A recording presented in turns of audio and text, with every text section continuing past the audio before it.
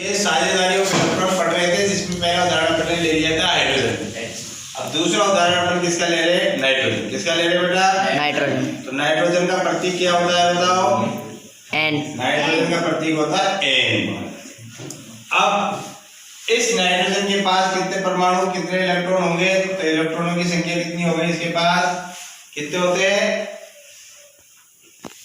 तो बताएगा 7। कितने होते हैं बेटा? 7। तो इलेक्ट्रॉन कैसे बढ़ते हैं? पहले कक्षक में कितने आएंगे? 2। दूसरे में कितने आ जाएंगे? 6 5 ही तो आएंगे। भाई टोटल कितने? 7 है ना। तो पहली कक्षा में कितने आ गए? 2। दूसरे में कितने आ गए? 5। अब जबकि अपन को क्या पता है? बोर का नियम पता है ना? बोर क्या कहता है कि दूसरी कक्षा में या अंतिम कक्षा में कितने इलेक्ट्रॉन चाहिए? 8। या इसको कौन सा नियम बोलते हैं? अष्टक नियम। कौन सा नियम?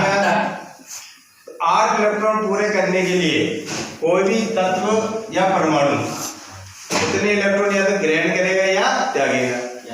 तो इसके पास कितने की जरूरत है 8 पूरे करने के लिए? एक। कितने की?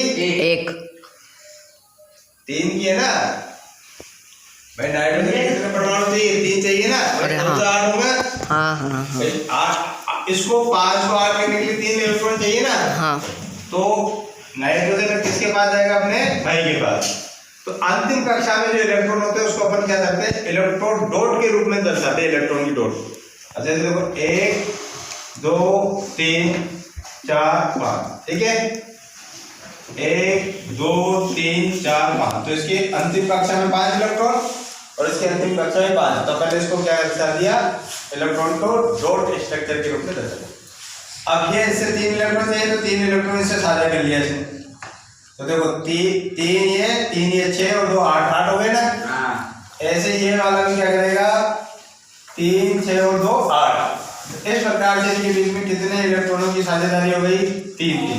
तो ये त्रिसेह संयोजी क्या बन गया? ये त्रिसेह संयोजी आबंध, से संयोजी आबंध बन गया।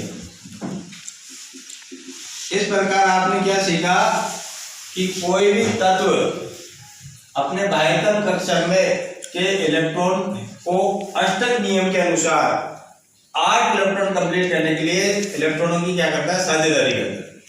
इसको ही क्या बोलते हैं अपन? सेह संयोजी बंध बोलते हैं। उस प्रकार हमने देखा नाइट्रोजन कैसा है? त्रिसेह संयोजी बंध का उदाहरण। तो आपको आशा करता हूँ समझ में आया होगा। Thank you.